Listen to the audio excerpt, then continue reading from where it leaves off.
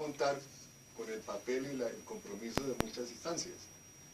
Hay de todo, porque hay propaganda, publicidad que pertenece a las grandes empresas que manejan ese espacio, que manejan ese tipo de publicidad, pero también hay una propaganda que es la propaganda por la cual se entera la gente, ¿cierto? Es la propaganda que tiene que ver con el día a día de los barrios, de las localidades, de los pequeños comercios, y obviamente no tienen los medios de publicidad que hay al tanto en torno a eso. Entonces ahí toca hacer como todos estos programas a mirar alternativas. Y una de las alternativas tiene que ver precisamente con estos espacios radiales, tiene que ver con las emisoras comunales que hay. Actualmente es una buena solución y obviamente en la medida en que haya conciencia el programa se puede superar. Movimientos agrarios en Colombia, son muchos. Bueno, primero que todo, buenos días. Buenos días a todos los que nos escuchan. Creo que en Colombia una de las grandes dificultades precisamente para mejorar, y es una opinión muy personal, mejorar el campo colombiano por el tema ambiental es precisamente eso, que hay demasiadas expresiones, y no es que esté mal que haya demasiadas expresiones, está bien, pero al haber demasiadas expresiones se focalizan mucho las luchas, y eso lo que ocasiona es que no haya un gran movimiento que sea capaz de hacerle contrapeso a esta política del gobierno nacional y del gobierno distrital. Por ejemplo, ahorita lo que hablan de la limpieza de los postes y todo eso, que en aras de mejorar las condiciones ambientales, etc. Y eso está muy bien, o que la gente no contamine los ríos. Entonces se focaliza toda la información o se pretende hacerle pensar a la comunidad que el problema es de los ciudadanos como tal. Pero entonces, ¿por qué no, para mejorar el medio ambiente, por qué no cambiamos más bien el tipo de transporte que utilizamos aquí en Bogotá? ¿Cuánto ocasiona de contaminación los Transmilenios, los articulados? ¿O cuál es el impacto de la minería en el sur de la ciudad? Entonces, si cambiáramos el tipo de transporte aquí en Bogotá por un transporte más amigable con el medio ambiente, como se propuso en la administración pasada, el metro o el tranvía, o lo que se pretende ahora por fin, creo que ya salió por fin el cable aéreo Ciudad Bolívar. Creo que eso sí en realidad mejoraría las condiciones ambientales en la ciudad. O por qué no cerrar la minería en el sur de la ciudad. Para los que no sepan, Bogotá es la única gran ciudad del mundo que tiene minería a cielo abierto dentro del casco urbano. Y no es una hectárea, estamos hablando del tamaño de una localidad en Bogotá. Y eso es lo que hace 3 transnacionales, las cuales se lucran sacando de ahí el material para hacer cemento. Y en Colombia o en Bogotá está uno de los cementos más caros por bulto en el mundo. Y ellos tienen la fábrica aquí al lado de nosotros.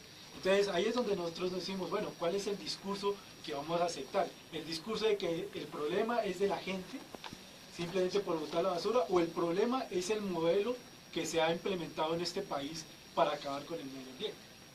Yo creo que el problema, Óscar, y le interrumpo ahí, está en las administraciones y las políticas que se montan, ¿cierto?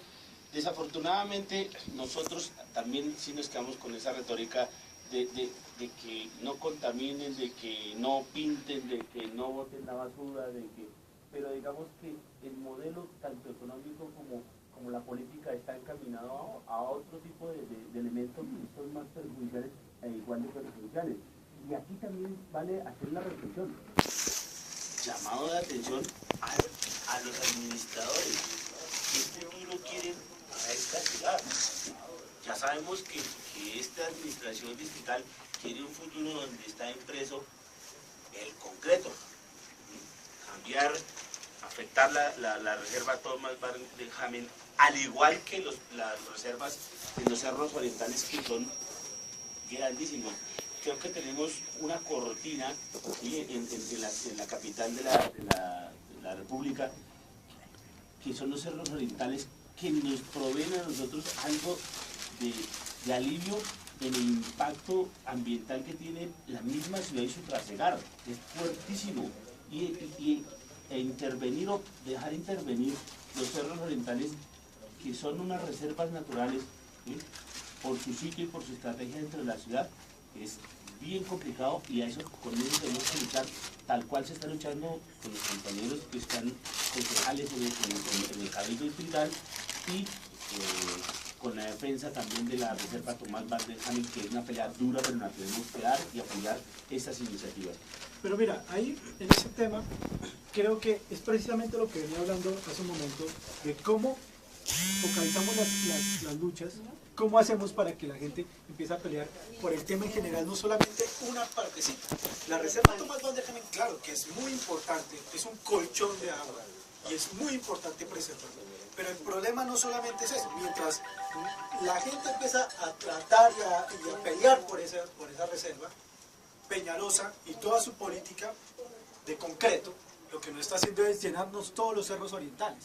Y los cerros orientales no solamente es el pedazo de Chapinero hacia arriba, o de Usaquén hacia arriba, no, estamos hablando desde Usaquén hasta Usme. Y en Usme tenemos un problema gravísimo, que además que son las empresas de construcción las que están llegando con toda su maquinaria ya a acabar con los cerros. Entonces estamos acabando con la cuenca grande del río Bogotá, con la cuenca del río Tolhuelo. Y eso es lo que nos está ocasionando desafortunadamente, es que dentro de unos 20, 30 años Bogotá ya no tenga agua. Entonces en ese momento vamos a decir, ay, tenemos todo el concreto del mundo, tenemos todas las vías pavimentadas, pero no tenemos lo más importante para el ser humano, que es el agua. Bueno, le hago una claridad aquí a Oscar: Bogotá no tiene agua. El 80% del agua que nos consumimos los bogotanos viene de la cuenca del Orinoco. Sí, sí, claro. Que inclusive nosotros tenemos ahí un pleito con la hermana República de Venezuela por menor recurso hidráulico que le dejamos a la cuenca del Orinoco por hacer nuestra reserva, que gracias a Dios se tiene, ¿cierto? Y hay que decirlo, si nosotros miramos cada uno de los ríos y cuerpos de agua que tenemos en la ciudad, o están contaminados o ya no están, ¿sí? Miremos el río Fucha. El río Fucha, a la altura de la carrera 10ª, ya viene contaminado. La quebrada La Vieja, en la 7ª ya hay contaminación, ¿sí? El río Arzobispo. El río Arzobispo, en el que atraviesa el Parque Nacional. Luis, perdón, una pregunta. Hay una serie el río Bogotá, cuando ya llega a la parte norte de la ciudad, ya viene totalmente contaminado. Esos ríos, ¿a qué se vierten? Además de su cauce natural, ¿qué más llega allá? El ciudadano de a pie, pregunto, ¿sí? Yo veo que baja el río Arzobispo, veo el río Fucha.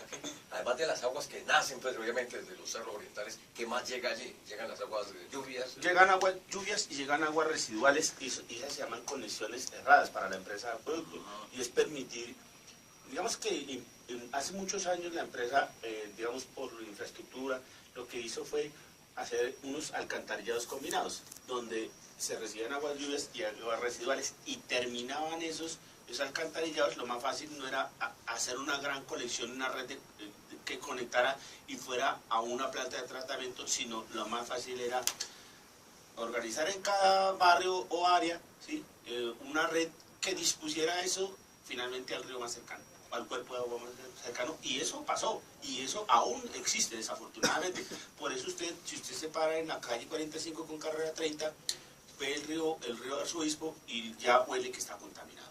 Son aguas residuales cloacales. Cloacales, sí. Sí, a Jaime también, ayudando a lo que está manifestando Lucho.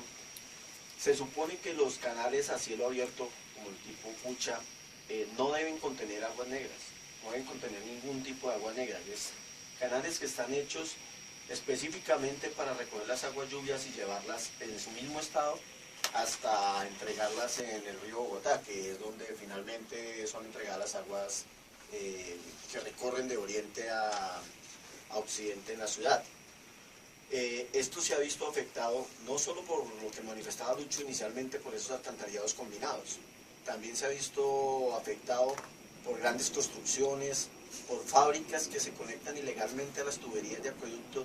Y si nosotros notamos el mismo canal Fucha, a la altura de la avenida Boyacá, encontramos descargas de las tintorerías del sector de Montevideo, en ese sector. Más hacia el occidente encontramos también descargas de las industrias de pollo, y sobre el sector de la avenida Cali también encontramos el tema del... Hay un botadero en la Cali, abajo, en la frigorífico San Martín. Y San Benito, San Benito con el tema de los cueros también hacia el sur, hacia el río Tumbuelo, que es otro de los grandes afluentes. Y los lixiviados de Doña Juana también. Recordemos que hay 3 grandes afluentes, que es el Juan Amarillo, el Fucha y al sur el Tumbuelo, que son los, digamos, los grandes ríos que tiene la ciudad. Los otros son los afluentes de esos ríos que finalmente tendrán que entregar sus aguas al río Bogotá. Esas son las cuencas. Y esto va muy unido al tema de la reserva Van der Hammer, hacia el costado del norte, que es la conectividad hídrica entre los cerros orientales y la reserva de la sabana de Bogotá, que está en tema de polémica y que el alcalde mayor actual ha desconocido ese gran esfuerzo que se ha hecho por recuperar este sector ambiental, que si bien es hecho en su momento por el tema que tenemos hoy, de los cultivos y todo eso, se le dio una industrialización agraria, digamos, o no agraria, digamos de lo que nos sirve comercialmente, que es un cultivo. Hay que diferenciar el tema de tipo de cultivos. Tipos que son cultivos alimentarios y tipos que buscan un fin económico, que es lo que está enfocado allá. Si bien es cierto, en este momento hay parte que está involucrando este sector, en su momento inicial, este fue un sector de preservación ecológica. ¿Qué es lo que está haciendo y lo que se vino a través del tiempo? Recuperar este factor ecológico que tenía esta reserva. No es solo lo que hay encima, es lo que hay por debajo, es lo que hay a escala de subsuelos. Es el agua que está corriendo allá, es el agua, es el impacto, digamos, de esos suelos que tienen un gran factor ecológico, como lo comentaba antes. Recordemos, si bien es cierto, las hectáreas que se muestran han llevado a través del tiempo. Es un tiempo muy corto para, si vemos en otros sectores, de una recuperación ambiental que ha sido muy fuerte. Esto no es sembrar por sembrar, tiene que llevar árboles nativos, fauna nativa, cuerpos de agua que vuelven a resurgir dentro de estos sectores, y es un gran paso que se dio en su momento cuando empezó a recuperarse esta área. No, y además hay algo, y es el doble discurso que ha utilizado desde el principio Peñalosa. El doble discurso es que hace su campaña en bicicleta, mostrándose como el mayor ambientalista de Bogotá, y por otro lado nos está atacando todos los cerros orientales, nos está atacando la Van der Hammer, y está tratando de meterle concreto a toda la ciudad. Entonces es un doble discurso que se está manejando y con el cual se pretende engañar a la población. Pero mira, más que como para entrar en el tema... Yo le interrumpo, Oscar, ahí porque hablando del tema del discurso erróneo, equivocado y de pronto hasta malintencionado del alcalde, ¿sí? O con una intención diferente para ponerlo en otro esquema para que no se nos toque, ¿sí? Pero es cierto. Él habla de embellecer el río Bogotá y recuperarlo. Y la empresa de acueducto hace mucho tiempo le ha metido mucha mano a esto. Y la empresa tiene unos desarrollos impresionantes. Ya tenemos hecho el colector Fucha-Tunjuelo, que interceptaría todas las aguas residuales y las llevaría por ductos hasta la Petar Canoas. ¿Qué hace falta? Que nos den vía libre para hacer la Petar Canoas. Y eso tiene un conflicto de intereses con las empresas electrificadoras, porque a nosotros recibir estas aguas y generarlas, generaríamos nosotros como empresa de acueducto electricidad cerca a Petar Canoas, y se le quitaría lo que hacen en el charquito del Muña, ¿cierto? Entonces por eso hay un conflicto de intereses grande en eso, pero esto ya está. Y muy probablemente el alcalde en algún tiempo va a mover el tema del río y va a sacar pecho y decir, lo hicimos en la administración de lo que sí se necesita recuperar. No, aquí nosotros hemos tenido las manos amarradas como empresa de acueducto por el conflicto que digo y la no posibilidad de construir la Petar Canoas, que haría aguas abajo de lo que es Cibate. No, las volvería... las trataría de cierta forma que por lo menos retirara residuos sólidos e impurezas que dan olor, ¿cierto? Y de ahí hacia abajo, del Salto Tequendama hacia abajo, el río Bogotá sería un poco más amigable. Descontaminado no, porque esos son los altos costos que tiene descontaminar el río Bogotá, pero sería un gran paso. Llevaba compromisos y... Se tomaron el partido y después le cambiaron el nombre y ahora es Alianza Social Independiente. Entonces, la UNIC lo que hace es decir, aquí los que mandan son las autoridades tradicionales indígenas de Colombia. Ella es la máxima instancia del movimiento indígena, del movimiento maíz, perdón. Entonces, todas las decisiones van a tener que ser pasadas por ahí.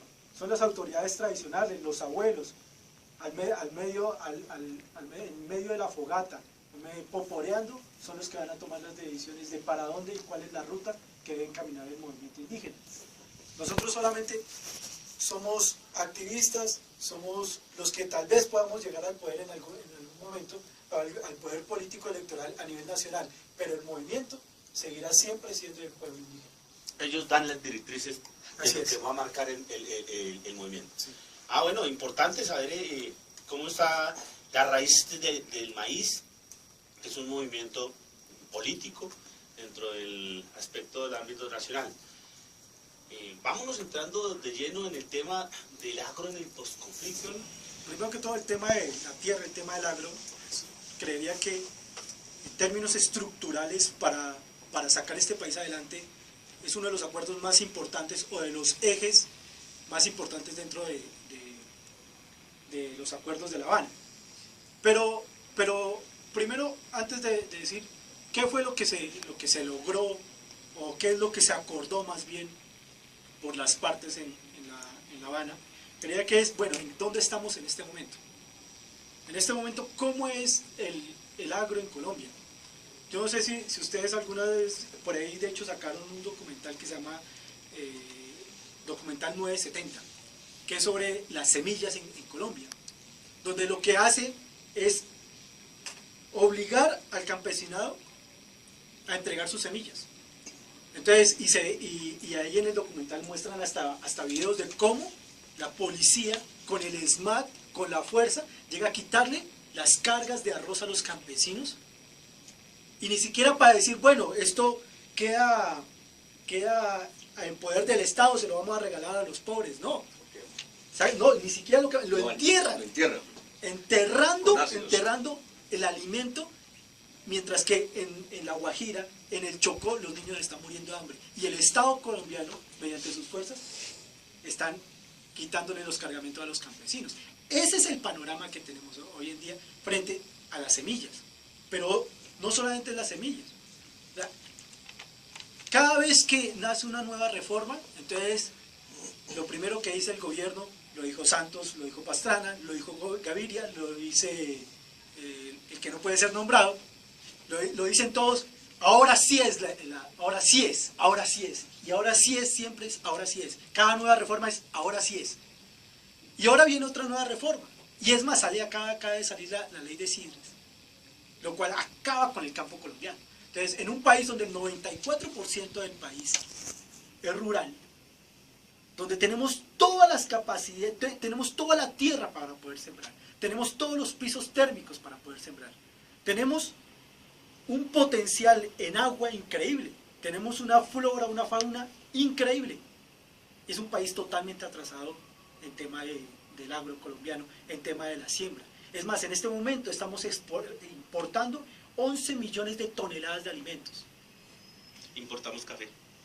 Importamos arroz, Café importamos México cebolla, y Ecuador. importamos papa, estamos importando papa. Tenemos a Boyacá lleno de papa, tenemos a Nariño lleno de papa, lleno de campesinos que conocen cómo se siembra, saben qué es lo que hay que hacer, pero el gobierno nacional prefiere importar papa. O sea, estamos haciendo todo lo posible para acabar con el campo colombiano. Entonces, ahí es donde nosotros nos preguntamos, bueno, vienen las reformas y viene todo este tema, pero ¿qué es lo que quiere el gobierno colombiano en realidad? Si queremos en realidad apostarle al campo, o en realidad lo que queremos es acabar con el campo para meter todo el tema minero. Y ahí se viene el tema de uno de los temas que está agendado hoy, es el tema de la consulta popular minera en Ibagué. Después de tanta lucha, después de tantos meses, por fin se le da el derecho al pueblo de Ibagué a decidir si quiere o no quiere minería. Entonces, es increíble que en un país que se dice ser democrático, tengamos que exigir mediante movilizaciones, demandas, etcétera. ¿Para qué? Para que se nos pueda preguntar si estamos de acuerdo con la minería o no estamos de acuerdo con la minería en un país que se dice ser democrático. Entonces, en ese orden de ideas, cuando empezamos a hablar del agro, lo primero que dice Santos siempre es, o cualquier gobierno de turno, dice, sí, el agro o el país está muy bien. De ahí hay que partir, de que para ellos está bien. Entonces, si para ellos está bien, pues ellos dicen, no hay que modificarlo. No hay que modificarlo. Entonces, lo que se va a negociar en La Habana no es el modelo como tal, el modelo, la estructura de cómo funciona el agro colombiano, sino unas pequeñas cosas que en términos de inclusión del campesinado lo que van es a mejorar sus condiciones de vida, pero no significa que se vaya a cambiar el modelo. El modelo va a seguir siendo el mismo, que ¿cuál es? La acumulación de tierra. Entonces, al campesino cada vez menos, al campesino de base, pero a esos de corbata, a esos señores que ni siquiera han cogido un poco de tierra con su mano, ellos son los que son los dueños de toda la tierra en Colombia. Entonces, no se nos haga raro de que en un par de meses, antes o después de la firma de los acuerdos, se vuelvan a parar las dignidades campesinas, se vuelvan a parar los indígenas. ¿Por qué? Porque la lucha siempre ha sido la misma. La lucha no es por darle un programa o un plan para mejorar la estructura de algo, sino la lucha es el modelo como tal que se está utilizando en Colombia. ¿Para qué? Para el agro y para acabar, como nosotros lo vemos, acabar con el agro en Colombia, y simplemente es meter, donde hay un cultivo de papa, quitar el cultivo y meter minería. Oscar, pero entonces viene tácitamente, está ahí como si surge algo en el vacío, le hablo conmigo, ¿sí? Apoyarían los campesinos en referéndum si no tienen representatividad, mucho menos se va a hacer esa, no es darle el visto bueno, darle la venia y la bendición al proceso de paz, si no los tienen en cuenta ellos dentro del panorama. Viene esa inquietud para usted. Mira, no se trata de hacerle campaña, pero sí de no, claro que no. Pero mira, hay una cosa que, ¿cómo lo vemos nosotros? La paz es una palabra muy grande. Y aquí aquí no se está negociando la paz. La paz es la justicia social de los pueblos. Eso es la paz. Aquí lo que se está negociando es el cese al conflicto armado entre el gobierno y un grupo que se declaró en rebelión, un grupo político que se declara en rebelión y dice, nosotros tomamos las armas. Esto equivale más o menos al 12% de la violencia en Colombia. O sea, lo que se está negociando en este momento es acabar con ese 12% de la violencia en Colombia. Eso es lo que se está negociando. Y claro que estamos de acuerdo. Claro que estamos de acuerdo, y desde el movimiento indígena fuimos de los primeros que dijimos estamos de acuerdo con acabar la guerra. Porque no se está negociando la paz, se está negociando el fin del conflicto armado en Colombia. Eso es lo que, y estamos totalmente de acuerdo y totalmente. Y no significa en ningún momento, eso no significa en ningún momento que apoyemos a Santos. Estamos totalmente de acuerdo con las políticas retardatarias del gobierno Santos, y no solamente del gobierno Santos, del gobierno Uribe, del gobierno Pastrana, del gobierno de Samper, del gobierno de Gaviria, que fueron los que empezaron, porque es que la Constitución Política de Colombia, a pesar de que la del 91 nos da una gran cantidad de beneficios en términos de derechos humanos, también le abre la gran apertura liberal a un modelo neoliberal que lo que hace es traer a todas las transnacionales y que puedan apropiarse de Colombia. Entonces, estamos de acuerdo con el plebiscito, por supuesto que lo vamos a apoyar, porque consideramos de que entre menos personas utilicen fusiles, entre menos personas, y sobre todo que somos nosotros, porque es que no son los hijos de Santos, no son los hijos de Uribe los que se van a ir allá a dar bala, son nuestros hijos, son nuestros campesinos, son nuestros indígenas, los que al fin y a la larga son los peones que se tienen que ir a matar con otros campesinos, con otros pueblos, con otra gente que es de los estratos más bajos de la población en Colombia, los que se van a ir a terminar a matar sin saber ni por quién ni a quién es que se está vendiendo. Por eso estamos totalmente de acuerdo de que la guerra en Colombia hay que acabar. Bien, vamos con la llamada a nuestro oyente que nos llama aquí al observador social, ya está restableciendo el contacto. Edgar, está en la mesa puesto, obviamente no escucha inquietudes desde los varios inquietud que nos daba hace unos minutos el compañero Luis Maldonado. Es que se ha hecho a través de este proceso de negociación de paz alrededor de la problemática del agro. Entonces, ahí hay una serie de posiciones, de interpretaciones, de enfoques de distinta naturaleza. Todo hasta el momento de todo lo que se ha dado en el proceso, que algunas partes no se conocen, que no han sido públicas, es que esa situación se va a dar sobre la base de dos perspectivas. La primera, de que se va a impulsar un plan nacional de desarrollo, que es el orientador, dijéramos, económico y social y político del país, y la segunda, de que se va a iniciar toda la confección de la ley de víctimas de restitución de tierras. Estos dos caminos son bastante criticables y han dejado una serie de vacíos, porque son muy importantes. El primero, el plan de desarrollo, pues obviamente está como ha estado en diferentes gobiernos, casi que dijéramos, ha sido el signo de todos los gobiernos que hemos tenido desde el siglo XX hasta ahora, no responde a las necesidades del agro, no responde a unas necesidades que sean directrices para enfocar al país a solucionar sus principales problemas, y en el agro mucho más. Son tres puntos fundamentales que dibujan, uno los puede agrupar en tres cuestiones que dibujan, dijéramos, la situación del agro. Primero, que haya una deuda social del gobierno, porque definitivamente no ha solucionado los problemas principales. En segundo lugar, de que es el sector más golpeado, pero a la vez el que soporta toda la demanda alimentaria que tiene el país, que últimamente, como se señalaba hace unos minutos, se ha visto principalmente por el desarrollo del TLC, del Tratado de Libre Comercio, bien golpeado, porque ya una serie de productos que eran de acá se están importando. Y además, en eso toca meter la cuestión de los cultivos ilícitos. El cultivo de la coca principalmente, y de la marihuana también, pero de la coca, ha desplazado totalmente la actividad que tienen los campesinos ya al estar en sus labores diarias. Y por último, el otro grupo es la situación campesina. La situación campesina es el sector de población más golpeado. Es el sector que tiene analfabetismo, que no tiene solucionados sus problemas básicos, que vive en condiciones precarias de salud, que no se le atiende todas sus situaciones de educación, etc. Entonces, ese proceso o esa confección del plan de desarrollo económico desafortunadamente no responde a ese tipo de necesidades. Entonces hay un primer cuestionamiento alrededor de eso. Y lo segundo, que es el punto, dijéramos, más delicado todavía, digamos que el plan de desarrollo es más macro, más genérico, pero el otro es más concreto, que es la ley de víctimas y restitución de tierras, porque ese sí pisa callos. Porque ahí se trata de enfrentar una situación de dos condiciones que son bastante complicadas. Por un lado, ¿qué se va a hacer con las víctimas?, que es uno de los temas más polémicos.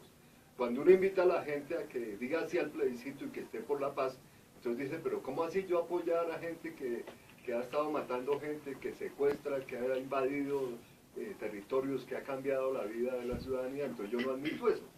Entonces ahí ese es un tema muy polémico, donde hay que hacer lo que se está haciendo en varias ocasiones. Recuerdo un episodio reciente, el de esta semana. El doctor Uribe, senador Uribe, insultó y hizo unas calumnias al concejal Holman. Y entonces después se tuvo que retractar. ¿Cuál fue la respuesta de Holman? Fue de mucha altura. Fue decirle, darle la mano y decirle, mire, estamos en el proceso de paz, lo que se trata ahora es de que todos estemos en esa tónica, ¿cierto? Un proceso se hace ¿cómo? Un proceso se hace entre dos fuerzas que no son lo mismo. Si yo soy amigo de alguien, voy y lo saludo y le doy un abrazo. Pero si tengo diferencias, tengo que sentarme con él a mirar a ver cómo eso se soluciona. Y en segundo lugar, bueno, entonces eso es bastante polémico, y en segundo lugar está la restitución de tierras. Entonces ahí hay una cantidad de intereses grandísimos. Aquí predomina en la propiedad los grandes terratenientes, mientras que en la subsistencia están los pequeños, que son los que tienen condiciones más complicadas. Y su labor se ha visto afectada no solamente por ese marco de pobreza, sino además por dos factores que me parece por tres factores que hay que tomar en cuenta. Primero, todo lo que se ha dado explotación minera, que eso ha desplazado, que eso ha secado la tierra, que eso ha cambiado las labores de los campesinos. En segundo lugar, todo lo que tiene que ver con el paso del agro a los cultivos ilícitos, que eso vale la pena analizarlo porque es uno de los puntos neurálgicos. Y en tercer lugar, pues todo lo que tiene que ver fundamentalmente con el desplazamiento de los campesinos hacia zonas determinadas. Entonces ahí uno puede ver una situación en la cual hay una serie de complicaciones. Entonces, obviamente, tocaría ya un poquito mirar puntualmente de qué se trata esas dos soluciones. Suena panacea. Hay un apoyo rotundo desde todas las organizaciones sociales, políticas, que están buscando un buen vivir, una vida digna en Colombia. Un apoyo rotundo a la consulta popular que se va a hacer en Ibagué. Apoyamos el no a la minería. Estamos totalmente de acuerdo. El compañero Jaramillo es alcalde de allá por el Movimiento Maíz. Jaramillo es alcalde por el Movimiento Maíz. Estamos totalmente comprometidos con la causa y además con las organizaciones sociales y ambientales que están allá en el territorio. Eso por el lado. Por el lado del problema del agro, yo creo que una conclusión que es, personalmente creo que es lo más importante, el problema del agro es el problema que se viene luchando desde hace 100, 200 años, que es el problema de la tierra.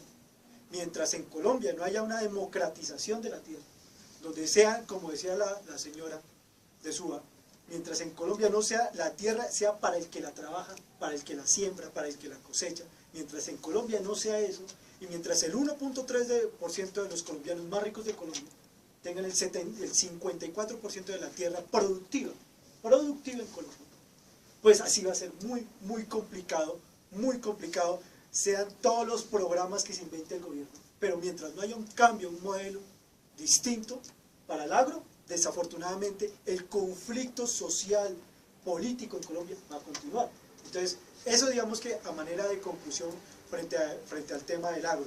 Pero sí quiero también hacer una claridad, es que nosotros como organizaciones sociales y políticas estamos totalmente de acuerdo con el plebiscito y lo estamos apoyando y estamos empujando y diciéndole a nuestra gente, yendo a las comunidades, a los barrios, a decirle a la gente hay que votar por el sí y hay que salir a las calles a votar por el sí. ¿Por qué? Porque vamos a acabar con la guerra y estamos comprometidos con acabar con la guerra, dejar de disparar fusiles en Colombia y más bien que la pelea de aquí en adelante sea política en los estrados, en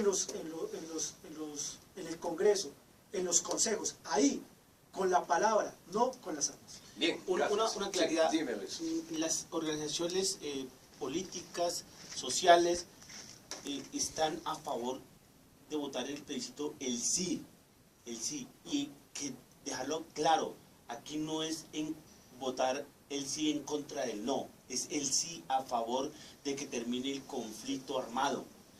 Lo demás va a venir estructurado después, ojalá así sea, pero es que cese el conflicto armado, es el sí, a eso se le da el sí. Edgar, del dicho al hecho. Sí, mire, para mencionar todos los procesos que se va a dar post-conflicto en relación a esta problemática del agro, pues tenemos que señalar una serie de puntos que van a ser críticos. El primero es que la política hacia ese sector ha estado muy centralizada y no ha correspondido a las necesidades básicas de las regiones y de los sectores. Ahora en el intermedio hablábamos un poco de esa situación. En segundo lugar, de que hay una ausencia total de una política pública. Este es el sector más abandonado por la política pública.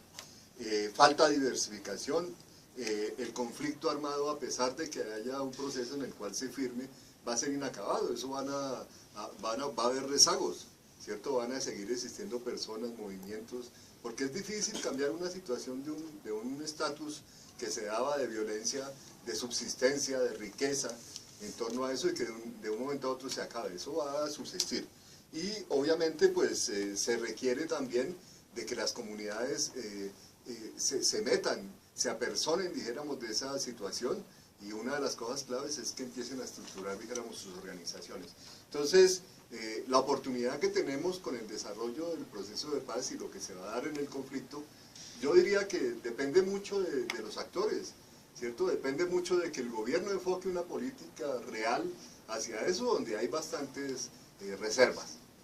Porque eso tendría que cambiar la orientación, tendría que estar aparte, por ejemplo, del TLC, conformar una estructura jurídica legal de otra naturaleza. Pero se requiere, dijéramos, que haya presencia institucional. Lo otro es que los ciudadanos se deben empoderar de esa situación. Y finalmente, pues para acabar así en 2 puntos, en un resumen muy rápido.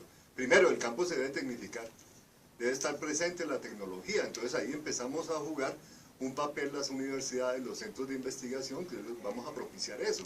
El campo es la labor agraria en general, es una labor de subsistencia, pero tiene atraso. Se requiere de que se ponga el compás del desarrollo tecnológico sin que eso perjudique la actividad de los campesinos. Por el contrario, la tecnología también toca aprovecharla de lo que ellos tienen ancestralmente. Y el otro punto que vale la pena, incluso que eso daría para un programa, es toda la incidencia de los cultivos ilícitos. ¿Sí? Porque eso sí, pues de eso no empezamos a hablar porque ahí tendríamos más de un programa, pero eso vale la pena, dijéramos, porque eso es un punto crítico para eso. Esas cuestiones, entonces, por esa razón es que en esa primera etapa, pues la invitación es a que todos apoyemos el sí, porque eso es lo que propicia eso. Después miramos a ver cómo nos metemos en el lío. Leo que el profesor Edgar nos hace un llamado a los ciudadanos de a pie a involucrarnos en todo el tema de compenetrarnos con los conflictos sociales, con lo que le hace daño al pueblo y apersonarnos de esto. No es necesariamente ir a marchar, es involucrarnos con todas estas organizaciones que están luchando por defender cada uno de estos aspectos de la vida social. Eso nos queda acá como compromiso para nosotros. Y ahorita ya tenemos acá, por parte del presidente de la organización sindical Sintraser Pucol, el señor Juan Jairo Rodríguez Villamizar, el informe semanal tanto de aguas como de acueducto. Desafortunadamente no nos acompaña hoy, pero nos dejó la grabación. Y la vamos a correr para que pues tengamos entendido qué está pasando tanto en aguas, que hay problemas delicados, con el futuro cercano, lógicamente, de los 3.500 trabajadores de aseo y con la problemática que se viene enfrentando en la empresa de acueducto. Escuchemos. El tema de madres cabeza de familia, de población vulnerable, reinsertados, como se había manifestado en programas anteriores, es específicamente lo que se viene tratando. A nivel de consejo se dio un debate con el nuevo esquema de aseo que se realizó el sábado pasado y específicamente a nivel de acueducto, que es lo que venimos trabajando. Esta semana se enfocó específicamente en el manejo de las resoluciones internas de modificaciones de los diferentes comités al interior de la empresa. Este es un trabajo que se viene realizando y que va a involucrar un desarrollo importante y continuo de las relaciones obrero-patronales y que esperamos en esta próxima semana que viene darle solución definitiva y poder echar a andar las situaciones convencionales. Este es el trabajo que venimos haciendo, vienen todos los comités realizando arduamente este trabajo, el comité de educación, al interior del Comité de Desarrollo Humano y Empresarial, viene trabajando el Comité de Vivienda, por otro lado el Comité de Bienestar, y esperamos que el Comité de Servicio Médico, y esperamos que se nos sumen los otros compañeros miembros de los diferentes comités para poder dar un informe conciso y ya con resultados a los trabajadores del acueducto. De igual manera, con los trabajadores de Aguas Bogotá, iniciaremos un trabajo constante en pro de lo que viene con el nuevo esquema de aseo. Este sería el informe, Jaime, del tema de la organización sindical. Sumado al informe que nos regala Uriel, que desafortunadamente no tenemos clara la grabación, nos quedó un poco complicado ahí el tema, pero Juan Jairo nos hacía una relevancia en el tema de los contratos de las 3.500 personas que están en aseo. Ellos están preocupados porque se les termina el contrato en octubre, y dice pues tengamos una tranquilidad porque hasta ahora salió la primera fase de la licitación y esa licitación se está adjudicando en el mes de febrero, o sea que aun cuando a los trabajadores se les termina en octubre su contrato, hay dos cosas que los mantienen: uno, la formalización laboral que tienen ellos, que está pactada, y el tema de la convención colectiva de trabajo que está firmada, y hasta que no se haga la adjudicación de las 5 zonas exclusivas, pues van a seguir trabajando dentro del ámbito que vienen trabajando los trabajadores de la empresa Aguas Bogotá, que es filial de la empresa de acueducto, con el 52% del tema de aseo en la capital de la República. Entonces, pues, lo que ya dijo Uriel sobre las reuniones que se hicieron en el ministerio y lo adicional. Un saludo a los compañeros del Comité de Empresa de Aguas de Bogotá, Carlos Neira, a Saiz, y a los demás miembros del Comité de Aguas, y darles un saludo especial del presidente de su organización sindical, Sintraserpucol, y pues con la promesa de que de hoy en noche nos traerán unas muy buenas noticias de la correría que están haciendo en tierras de Santander. Hoy Sintraserpucol está haciendo una labor importante para el beneficio de los trabajadores de acueducto y el fortalecimiento de Sintraserpucol como organización sindical y social. Uriel. Jaime, también mirando, hay otro escenario que se viene dando, es el referendo por el agro. Es un tema que tenemos que ahondar, tenemos que mirar y tenemos que fortalecer un poquito, que esto nos ayudaría a socializar y mirar más de fondo toda esta política que se viene entre los acuerdos de paz en La Habana con las FARC y lo que se está moviendo al interior del país con los campesinos colombianos. Este referendo por la paz viene apoyado por Dignidad Agropecuaria, por la Central Unitaria de Trabajadores, la CTC, la CGT, entre otras organizaciones que promueven este tema. En su enfoque está el referendo por el agro nacional, por el medio del cual se reforman los artículos 64, 65, 66 y 100 de la Constitución Política de Colombia, y se adoptan medidas de protección especial a la producción nacional agraria y alimentaria. Se garantiza el crédito y se protege el trabajo y el ingreso campesino. Ese es el enfoque primordial de este referendo, que tendremos que darle un estudio más a fondo y será un tema de un próximo programa. Por otro lado, el tema habitual que traíamos, las efemérides, por tiempo no las alcanzamos a llevar el día de hoy, pero estarán publicadas en nuestra página de Facebook del Observador Social. Allá podremos consultar específicamente el tema. Bien, llegamos al final, la invitación.